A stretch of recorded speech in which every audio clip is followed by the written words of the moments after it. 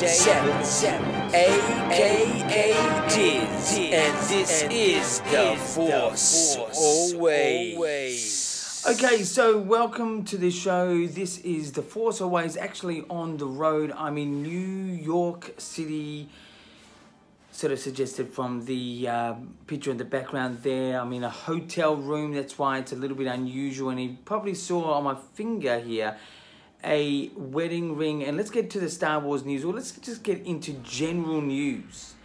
In the last couple of days, my beautiful fiance has now become my beautiful wife. We got married in Las Vegas. It was great. Absolutely sensational. We stayed at Bellagio. We went to Spargo's. That's our Wolfgang Puck restaurant. We got married on the Strip. Can you believe that? But it was a whole lot of fun. It was just a perfect day. It was great. If there's such thing as perfect, we had it that day. It was great. And we had to Charmin, and she will probably be in the show sometime in the next week, giving her sort of points for the show, as I will be coming to my next piece of news. Star Wars Celebration is now 4 to 3 days away now, about 4 to 3 days away, and we will be at Star Wars Celebration Chicago 2019. I will be giving you a day 1, day 2, day 3, day 4, day 5 perspective of things, sort of unusual things, usual things, whatever I can do. You'll be getting some great information, so check that out in the coming days. I'll be dropping videos left, right and center. To more news, the extension for the lottery for the panels has been extended to the 8th. Why that is, I don't know, but yeah, so the lotteries for the panels at Star Wars Celebration has been extended to the 8th, so you have a little bit more time to get yourselves in there as an individual or as a part of a group. Anyway, so that's the news. Besides, you know, the whole anticipation for Star Wars Celebration is right around the corner. But anyway, let's get into the views. As Star Wars Celebration is right around the corner in Chicago 2019, we, you know, just eagerly anticipating a trailer, a teaser, a poster, images, anything. We've had sort of like a leak, possible poster. We've had a, you know, leak images of characters and things like this, but is it real or not? We will definitely find out. I would say coming up on in Star Wars Celebration in the Episode 9 panel. But what should, I sort of touched on this before, but what should we expect from this trailer? This trailer, as far as I am at this stage, it needs to be lush of color, sort of action, and something to really spark our interest in thinking, oh, what's that going to be about? Something in the trailer really needs to draw us in to think what is going to happen in that moment, or with that person, or who is this person, why is he reappeared, or why she reappeared, or something like that. It just needs to have that. I don't think it needs Carrie Fisher, Princess Leia. I don't think it needs Harrison Ford, Han Solo, if he is in it. I just don't think we need this at this stage. We just need something that's going to draw us into the idea of, oh, what's going to happen with this, whatever it is. But it definitely needs to have a lush of color, lush of action, and sort of coming off like, you know, the conclusions to all of the Star Wars trilogies, you know, like Return of the Jedi and Revenge of the Sith. Just needs that sort of explosion type of end, and not relating that to the Death Star, but just something like that. Anyway, so that's my views of the trailer that we're really anticipating that's going to happen at the Episode 9 panel, coming up in the days ahead. Anyway, let's get into the reviews. Now, as I've just come from Las Vegas with my beautiful lady, we are both in New York right now. I actually visited this place. It was an amazing memorabilia, sort of pictures, autograph store. I mean, you get them, you know, left, right, and center. But this particular one, everything in there was just immaculately put together. They had some great stuff, you know, really good things signed, from Rocky to Back to the Future, but they had a great Star Wars collection.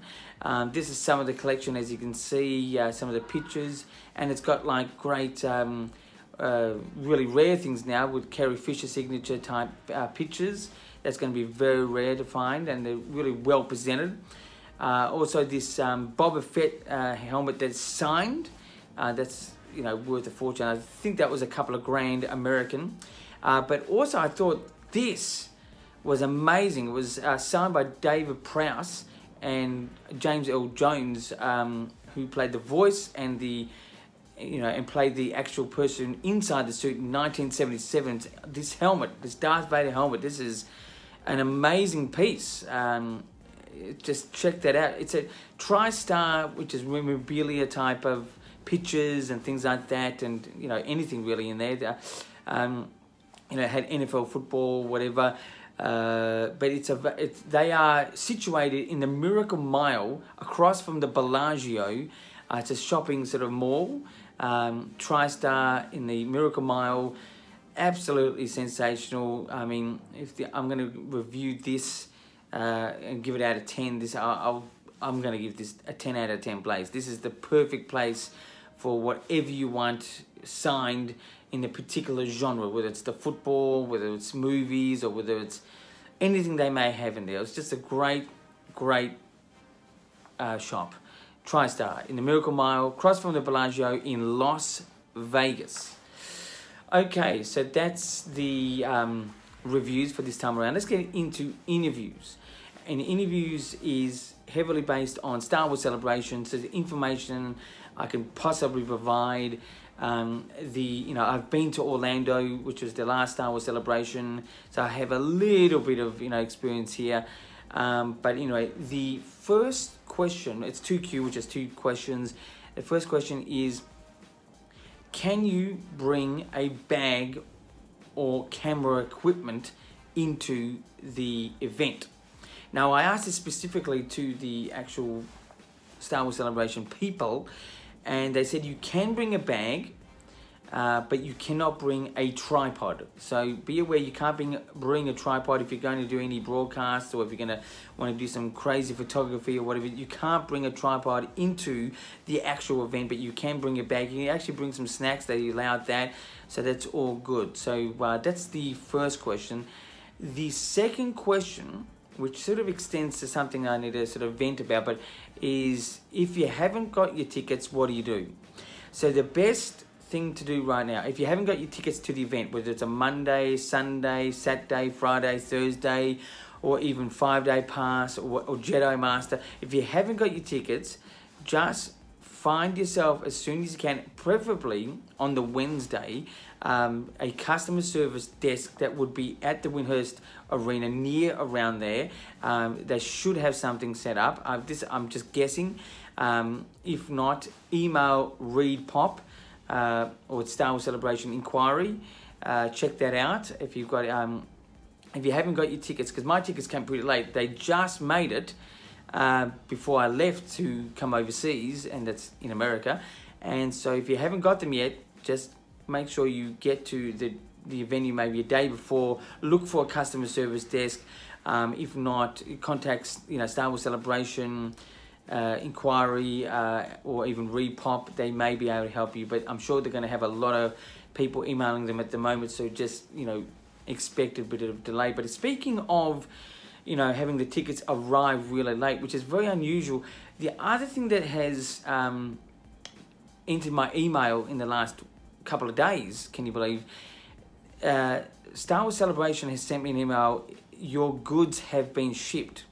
That's not my tickets. I got the tickets, but goods meaning like t-shirt, lanyard, things like this that I will be using at the venue. I mean, to me, if they're not going to, now I emailed them back and said, hold on to it. I'm going to collect it at the event.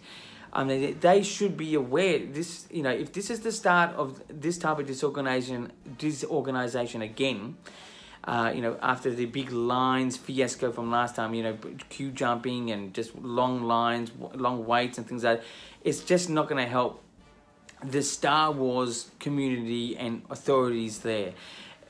you know, for it to be sent to my address now, when you've got to go overseas, consider the international guests, you know, international visitors who need to, you know, leave, you know, maybe a week or two, or even a good couple of days before the event to get there. I mean, you can't just fly in the last plane and get there on the hour. You've got to get yourself over here about a day or two at least, get yourself in a hotel and things like that. If this does come true, which I'll let you know about in the future, but you know, if it's the part of the disorganization that's starting now, expect it to get worse. Anyway, so I'm not really happy about that, but hopefully it's been cleared. Anyway, so really that's the interviews, that's 2Q. Again, if you have any questions, Twitter, Instagram, or even email me. You know, I'm at The Force always on YouTube.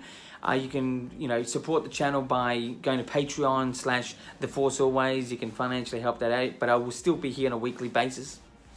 And also, so again, I will be at Star Wars Celebration along with my then fiance, now wife, Shamin. She'll be there and she'll experience the whole Star Wars thing, my goodness, from I think beginning to end, which is going to be interesting. She likes Star Wars, but she's not like hardcore like myself, but she does have an interest. Anyway, so we'll be there giving you day 1, day 2, day 3, day 4, day 5 videos. That's what I'm going to be doing. So until then, and coming from New York City, keep rocking.